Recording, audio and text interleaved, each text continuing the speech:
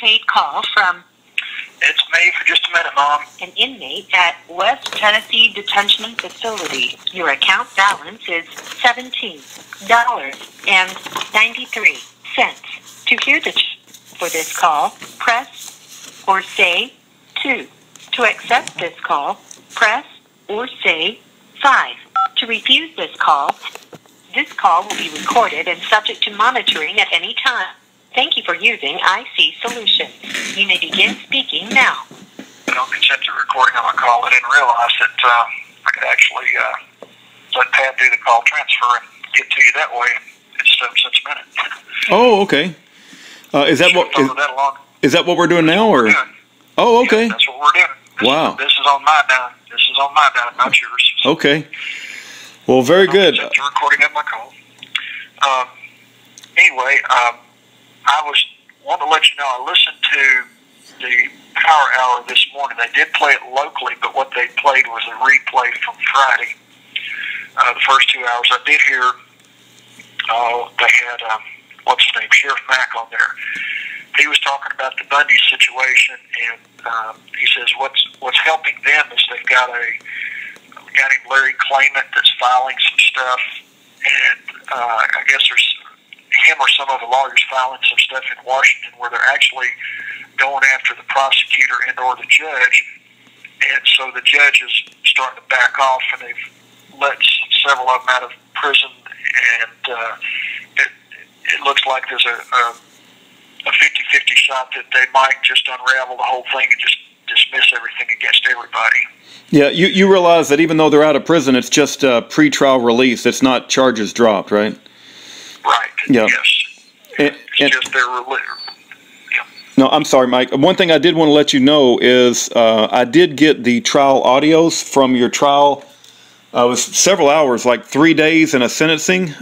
So I think, yep, and all of that's been put up on YouTube. And your 2 letters did arrive today, your letter to Donald Trump, as well as the attachment with your bio, and you explain what's happening to your wife.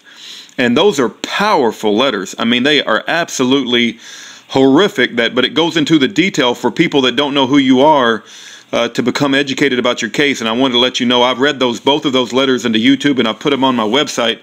Unfortunately, Mike, I don't want to.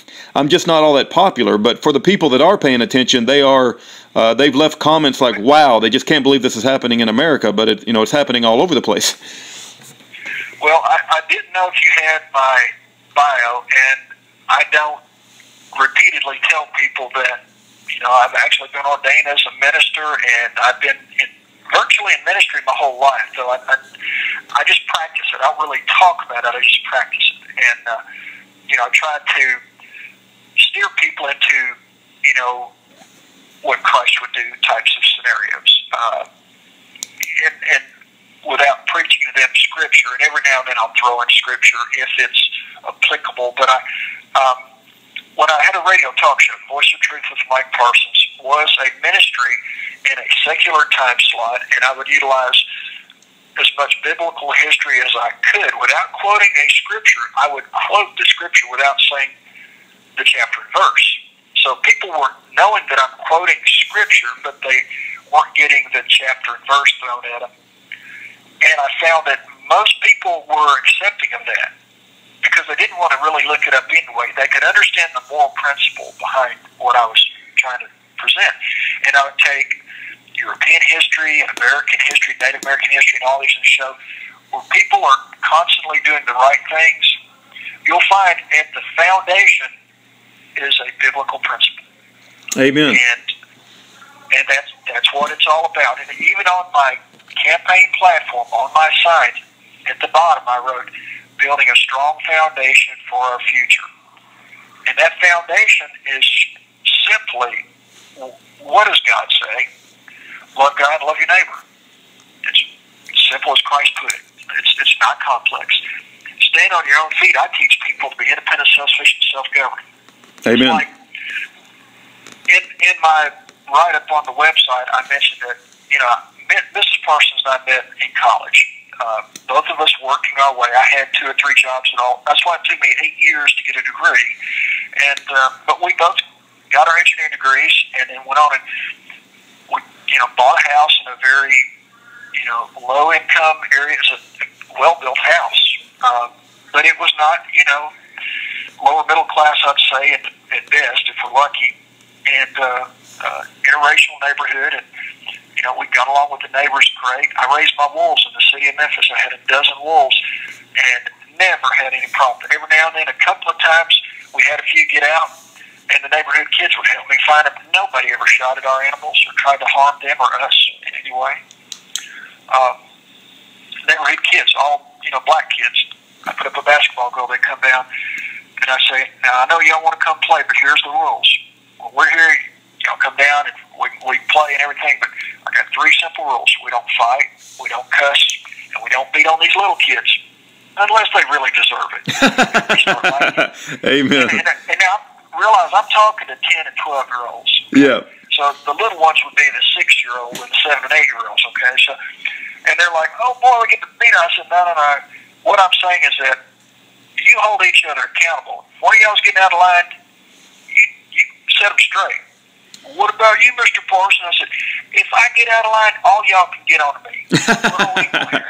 Hey, Amen. if I do something wrong, you let me know about it, because I need to be corrected too. Okay, because I'm not perfect." These little boys did not have fathers. They had mothers that were too busy for these little boys. And Mr. Parsons took time with these little boys. So we had barbecues, cookouts.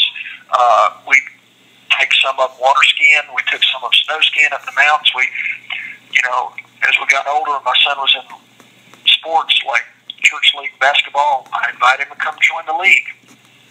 And of course, they're all saying, "Well, how do y'all have all these black kids at Broadmoor Baptist?" Because it's kind of like it's a mini mega church in Memphis. It had like 5,000 people, and there were maybe 2 black people in the church. Wow. Here I've got half my team is black. And, they all live in my neighborhood. It was like, well, these are our neighbors. Hey, Mike, I just to share with you, brother, so you'll know where I'm coming from. My high school graduating class had 360 people in the senior high school class. There was only 4 white people, and out of those 360 people, I was one of them. So I am fully familiar with going to school and hanging around people of color. Right, and my sister graduated from King High in Kingsville, Texas, and it took them 30 minutes to get through the Garzas. Da-da-da-da-da-da, the Garza. Da-da-da-da-da-da, the Garza. I mean, half the town was named Garza. So when they had 300-something graduating seniors, no, I'm sorry, it wasn't 300. What was it? 500. Mm. My high school had 500 graduating seniors. Wow. This was a 5A school, like a mini college. It was amazing how big the school was. Amazing. But, no, we worked, and we took care of ourselves. I've never received a penny of welfare, food stamps. I've never asked for anything, nothing, because we knew if we couldn't afford it, we didn't buy it. We didn't go into debt. We didn't borrow money. We just did our thing. Our dream was to build our own house, have some land so we could have our animals, and so that, for the future, one day we could retire and we'd have everything there as we wanted. And, for 15 years, we looked for 30 acres. We thought, well, we need 30 acres so we can have rotation pastures for horses and, 5 acres for the house to keep separate with a yard, stuff like that. And room to build a couple of houses for our kids and, maybe our parents may get older and have a homestead. We could never afford 30 acres. So we ran across, different things. And we never could find 30 acres, so we ended up buying 80 acres. So, we wanted 30, but we couldn't afford it. So, we had to go get what we could afford, and that was 80. So, and this is where you're supposed to laugh and say, okay, how do you get 80 if you can't afford 30? Okay. Yeah, how do you get 80 when you couldn't afford 30? The way the land is priced around here, people with these 30-acre tracts want $15,000 per acre. However, if you get up above 75 acres, it drops down significantly. And we found a family that had a farm. Well, they wanted twice as much as what we paid. We actually offered them half as much, but we did our home. I did the homework and found that a guy to the north had bought 50 acres at $1,500 an acre. So I offered him $1,500 an acre for this 77.44 acres, right at 78-acre farm that had been in this people's family for over 100 years. And we were told that they turned it down. The realtor told us that. We never got anything around just verbal. I said, okay. Well, I've done some research, and a couple of weeks later, I found out some things about the property that had never been disclosed. So I called the realtor and said, hey, I got this information. I never knew about it, but it's something your seller needs to know so they can disclose it because it affects the value of the property. So she said, well, it don't really matter. I said, well, do you mind if I call and let them know? Because they might want to know. Sure. I called the lady and said, ma'am, the guy put off on your property a few weeks ago, and I respect y'all to turn this down because y'all want to get your asking price. But I've got information that you need to know it affects your property, and I didn't know because y'all never disclosed it. This is what it is. And she said, hold on. Who are you again? And I said my name, and I said, the guy that put the offer in and so forth, but y'all turn me down. That's okay, but this information is important, y'all. She said, you did what, young man? We're the guy, and Mrs. Parsons and I put in on. She had never gotten the offer. Wow. Wow. Anyway, she started asking, well, what do y'all want to do with the property? Well, build our home, raise our animals, our family, and then, build houses for them. And when our parents get older, build them houses, make a homestead. And, I've done the research. I know that Dr. Wright, your grandfather, built the first house out there in 1898. He was a Civil War veteran and a doctor, and he moved from there and bought more land. And anyway, so you're not looking at making a mini golf courses? I said, I used to play golf, but I'm not a developer. I'm just, we're just trying to find a place for our animals. She said, well, what did you offer? And I said, well, basically half of what you want. We offered $1,500 an acre because the guy to the north 2 years ago bought 50 acres and he paid $1,500 an acre. And I thought, yeah, value's gone up a little bit, but it's larger tract of land, and it's got these 3 natural gas pipelines that run through it. And that was one of the things I found was one of the easements extends an additional 25 feet that we didn't know about. And so there's things about that easement that I thought y'all should know, because it does affect the value of the land, because obviously you can grow grass on it, but you can't build a structure over in that area. She said, well, are you still interested? I said, well, yeah, but we don't have what you're asking. I mean, what we offered is really all we can afford, and really that's stretching it for us. And she said, well, if you're still interested, put in a bid. We'll take a look at it. Okay. We put in a bid on Thursday.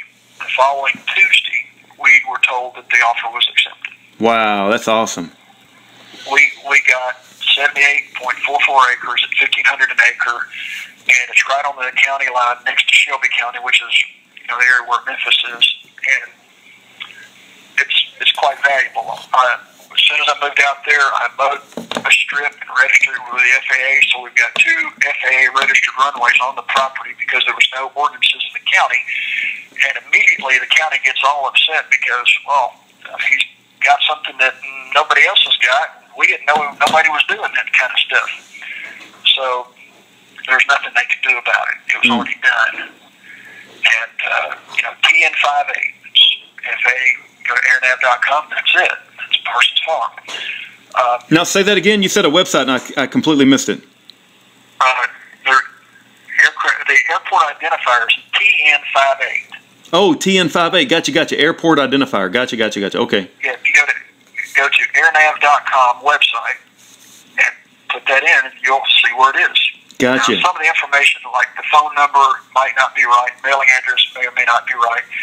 But we've never updated it. We just did it the one time just to get it registered, just so that I could lock it in and prevent any ordinances from coming along and trying to stop me. See, I'm all about, property rights. Amen. Do what you want on your property. When I ran for county executive, I didn't want to be a politician. It's because they started shooting at my wife, killing our wolves, shooting at me, and we couldn't get the local law enforcement to do anything about it. And the only way to do anything was to run for office, and I realized the only office that had the power to actually make the change that need to be done was the county executive, because he's basically like the county mayor, and he controls the budget. So with that, I was going to, on my website, it explains I was going to first do an audit of all county offices. Oh, they didn't like that, because then that would expose who's pocketing the money. I was going to eliminate eminent domain. I was effectively, even though I don't call it Agenda 21, I don't know if you've ever heard of Agenda 21. Oh yeah, I've heard about it, and I've read books on it. We've got a friend named Sheila Zielinski up in Canada that's wrote a book about it. Well, they were implementing Agenda 21 smart growth, and they were talking about how they've got everything zoned out. You know, they're going to have, you know, growth zones where, you know, they're going to limit people to building subdivisions in certain areas. I said at the, you know, we had a debate, and the guy's talking about all this nonsense, and I said, yeah, I've looked at their charts. I've looked at what their plans are, and I, for one, believe in the individual liberty of doing as you please with your own land. If you've got a farm and you want to keep it a farm, you should be able to keep it a farm. If you want to build some houses for your family, build houses. If you're not hurting anybody, knock yourself out. I don't believe and subscribe with this design development so that you're going to do what we're going to tell you to do, because, you know, we're not supposed to be in subjugation to another man. And in a free country, you should have the right to do as you please with your property. Amen. And I said, I've got Toyota looking at bringing a truck plant here because this is the best location, and it will provide tax revenue so that we can keep property taxes low and provide full-time fire service from the tax revenue. So I'm just trying to bring in jobs so that people will have a good-paying job, and we can do this the right way. I said, look around you. You got $8 and $12 an hour jobs. That's what he wants to keep here. You can't provide for a family with $8 to $10 an hour unless you're working 30 hours overtime every week, and then it's tough. What I'm talking about is 5,000 jobs averaging $40,000 to $50,000, and most people would let their wife stay home and provide for the family, and that's what life should be like. You know, one parent stay home and take care of the family, raise the family, so that you're there raising your children in your fashion and not somebody at a public school who's pushing an agenda. Amen. Amen to that. My wife and I would totally agree with you on that. Well, you know, I had all the homeschoolers behind me. I had all of the pro-life people behind me. I had all the black people behind me because, number one, I'd sit there and talk to them all day, and they realized the things I'm talking about benefited everybody. Yeah. And I wasn't afraid to go in their neighborhoods. And I said, look, I grew up in Fraser. I graduated from Westside High School, where 50% of the graduating class were black folk. And, you know, we fought, we played, we, you know, competed in basketball. We're just regular kids. You know, the color meant nothing. You know, we're all the same. Right. And, you know, and they respected that because I didn't view myself as some elitist. I wasn't one of the old boy network. That was the biggest thing. Well, therein lies the problem. Yep. And, yeah. No, your letters are so powerful, Mike. I mean, I got to tell you, man, after reading those letters, everything became clear as to the timeline of events and kind of what's happened to you. Let me ask you this real quick. Your wife is going to be sentenced on December the 12th, and she said that the judge's name was Judge Cheryl H. Lippman, and I've got her mailing address. Do you think it would be a good idea if I put both of your letters in an envelope and put my own little personal writing about how I've gotten to know you and your wife, and, you know, some sort of letter of, you know, support? Do you think it would be good to mail those two letters along with my own personal letter to that judge, or do you think it could hurt more than help? I don't even know the judge's name. Cheryl H. Whitman? Lippman, L-I-P, like lip, like lipstick, L-I-P-M-A-N, Lipman. Okay. You know, I don't see how anything would hurt, any letters of encouragement, and if you wanted to include a copy of my bio, you know, because most people don't know anything about me. They only assume what they read in the paper is the truth, when it's not. It's total propaganda, because the powers that be hate me. They hate me because I exposed their corruption, their rigged elections, and that's how they hold on to power, no matter where you go in this country. They've got a formula that they're going by. They've got a cookbook, a recipe, as it were, and that's why they call it home cooking. And I got home cooked because I thought we were dealing in a real constitutional court with rules that mattered, where they would follow the rules. I was wrong. Yeah. I was lied to. And that's why this last time I didn't really talk about it, but the charge against me of unlawful possession of a weapon, I didn't have a gun, but as it was, they dismissed that charge twice. And then that's why they took me to trial over the failure to appear, but the charge that occurred back in 2014, they've never tried me on it because they don't have jurisdiction. And this is what I was able to do, what I was stepping in, as it were. Every time I go into that court, he would ask me questions. I would not answer. I would respond with a question. What form of court is this? I can't proceed until I know the form of court. Is it admiralty, common law, constitutional, administrative? What form of court is this? He would never answer the question. Right. Because of that, I keep saying, I can't proceed. Well, Mr. Parsons, you're going to come back next month and see if you can find a lawyer. I said, sir, I've been looking for legal. I tell him, I'm looking for legal counsel. The Constitution recognizes your right to legal counsel, not an attorney. An attorney is not, they can be legal counsel, but an attorney, by their own agreement, their loyalty is to the bar, where they take their first oath, which is the Queen. That's how they get their title nobility, barrister, and esquire, which is a violation of the original 13th Amendment. And two, a lawyer has to take an oath to the state. Who's prosecuting you? The state of Tennessee. Okay, if they're already loyal to the state and the Queen, a foreigner, you're way on down the list if you even meet the light of day with their loyalty. It doesn't happen. Oh, you might pay them. They're not going to work for you. They're going to work against you because their master is who their oath is to. You can serve one.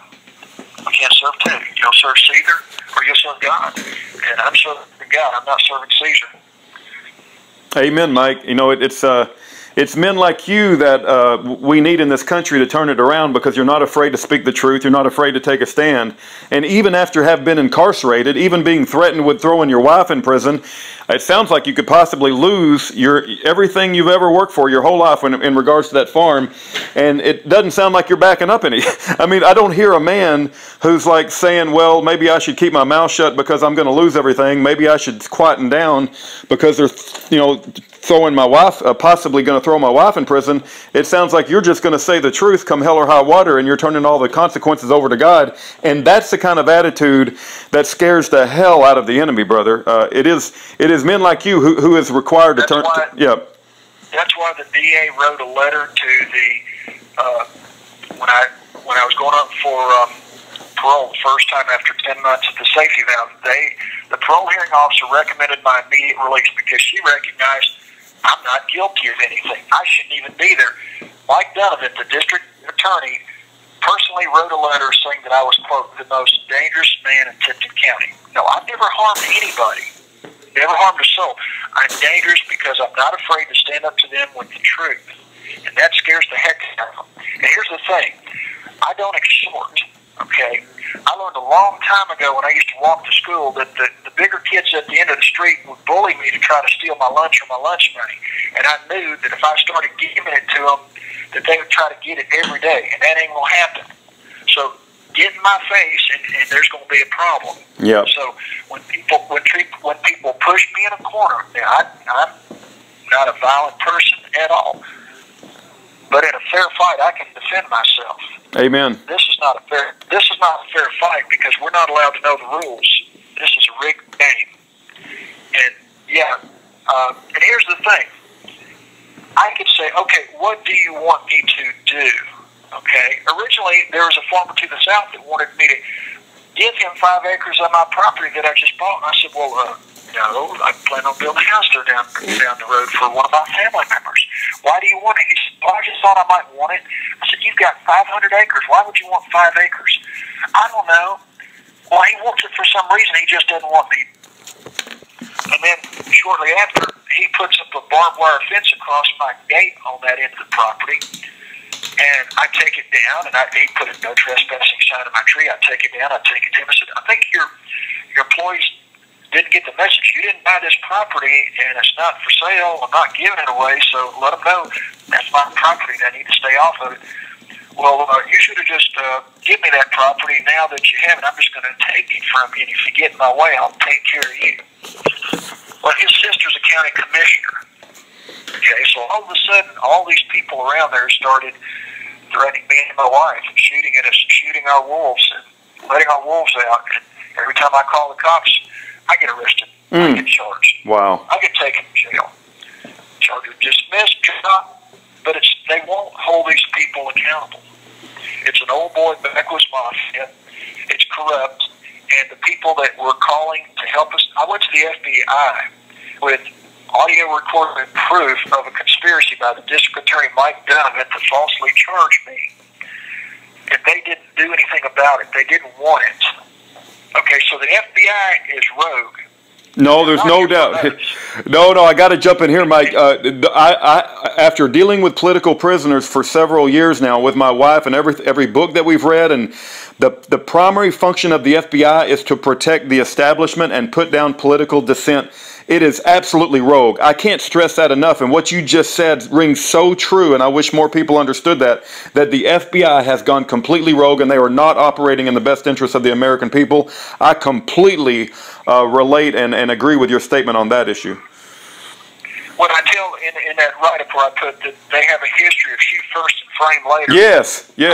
I mean that literally. I know. People that they murdered and then they accuse them of something that they never did. Yes. No. Look at Waco, Texas. All they had to do is go to the post office and get David Koresh any Monday morning at 9 a.m. Right. Sheriff. And then you've got Mrs. Parsons being framed. Mrs. Parsons is doing nothing, minding her own business, and they call her, well, we can get your husband out. We just need some money for the cost of transport. We work for a transport fugitive recovery company. Can you help us out? No, I don't have any money. Well, you got anything of value? A couple of farm vehicles. She's got a 1991 Ford Ranger that she bought brand new right out of college, her first vehicle when she got her first job as an engineer, paid for it, payment at a time, and, we still got it. Yeah. And they said, okay, we'll take them. I said, Pat, that truck hadn't run in 5 years. I know. They said they would take it anyway. I said, did you give them a title? They didn't want a title. I said, you give them a notarized bill of sale? They didn't want that. I said, let me guess, that guy turned out to be the FBI. She said, yep. Yeah. And while he's getting it, he's saying, I've never kidnapped anybody before. After he's presented himself as a fugitive recovery agent, now he's putting on this nonsense, sarcastically saying, kidnapping. Right. Wait a minute. She doesn't even hear this. She's not even paying attention to the guy. Right. But after she goes to court and they start telling her all this stuff, it's like, oh my gosh. First he approaches her as a fugitive recovery agent, a legitimate company with a license, processing legitimate court orders from the International Court that's superior. And that's what they don't want people to know about her case. That's why the Memphis news media is not talking about it. First of all, it reeks of an entrapment. And number two, they would have to acknowledge that, okay, we've got a court order from an international court from a sovereign Native American nation. At the end of the day, it is superior to the court of a corporation. Yeah. In Russia, there was a guy named Lavrentiy Berentia, I believe. Lavrent Berentia. And he said, show me the man, and in your case, in your wife's case, show me the man or the woman, and I'll find the crime. And entrapment has become just normal stock and trade for the FBI. They will entrap you if you are, put on the target list. Let me ask you this too, Mike. If I was to somehow get you on, have you ever heard of Pastor James David Manning in Harlem, New York? He said his famous words are "long-legged Mac Daddy" when he refers to Obama, and he says "boom shakalaka." He's very outspoken against the Obama administration, and he ain't no friend of the Trump administration either. Now, this time a year ago, I was on with Joyce Riley virtually every week for the prior 6 months, up until probably December of last year was probably the last time I was on with Joyce. But I was on her show, and I contributed to her. I would sit there and listening to her show. Remaining. I would send her emails to where I would give her information, and she would use it. So I was contributing to her show, USA Prepare show, and that was basically what I was doing. Other than coming on air as a call-in and or guest from time to time, I was supporting their ministries. Gotcha. So I didn't really have time for other shows. Well, I was just thinking. No. Even Alex Jones, he's talking about, restoring the control of the government to the United States as opposed to the international corporation. I'm saying, wait a minute, no, let's restore it to the people. Amen. Get it. Well, at some point as we go forward, Pastor Manning may want to have you on his show for a jailhouse interview, but just keep that in mind, because we've got to get your story out there to more people than just what's on my YouTube channel. Yeah, all it would take is somebody to get the governor of the state of Tennessee to sign that exoneration that's on his desk, and I would be free. And if President Trump would... Okay, the phone cut us off, and he was talking about President Trump. Listen, it's not for me to tell these prisoners that I think President Trump is as useless, as... there's got to be a saying, but I just don't have any faith in President Trump. And, they all want President Trump to give them a pardon. They all want President Trump to look at their case. But has things gotten better under President Trump? Has President Trump held Hillary Clinton accountable? Has President Trump, fixed the FBI? Is President Trump holding Obama accountable for a forged birth certificate? I don't see it. And all I see is things getting worse and worse. But I'm not going to tell them not to write Trump if they want to write Trump. I mean, even Ed Brown writes Trump, and it sounds like Mike Parsons is writing Trump. And also, I was going to tell them to go read 1 Kings chapter 21 and read the story of Naboth, which Naboth wanted to protect his property, and Ahab and Jezebel wanted to steal it from him. But those minutes go by very quickly, and I pray if anybody is listening to this interview that you somehow help me get Mike Parsons and Pat Parsons' story out there. Mike Parsons is sitting in a prison right now. And not only that, his wife could go to prison for 20 years for trying to kidnap a judge on entrapment schemes by the corrupt FBI. And it's going to happen just a few days from now, 8 days. And I wish I could do something about it, but all I can do is just put up stuff on my YouTube channel. I don't have a big media organization. And the people that do have big media organizations no longer want to be Mike's friend. Pat told me that people they thought were their friend will no longer talk to them. And we all know how that goes, But let's just keep these guys in our prayers. I pray God intervenes in the affairs of humans and works a mighty miracle to set both Mike free and his wife and all these other guys too. My goodness, what a mess. Take care, God bless. The last line of peaceful defense between a tyrannical government and the defendant is jury nullification. It's me for just a minute, Mom. An inmate at West Tennessee Detention Facility. Your account balance is $18.74. To hear the charges for this call, press or say 2. To accept this call, press or say 5. To refuse this call, hang up. This call will be recorded and subject to monitoring at any time. Thank you for using IC Solutions. You may begin speaking now. I don't consent to the recording of my call. Are you there, ready? Yes, sir. Yes, sir. Okay. My loss of the track of time there, I ran out of time. I'd be more than happy to talk to anyone.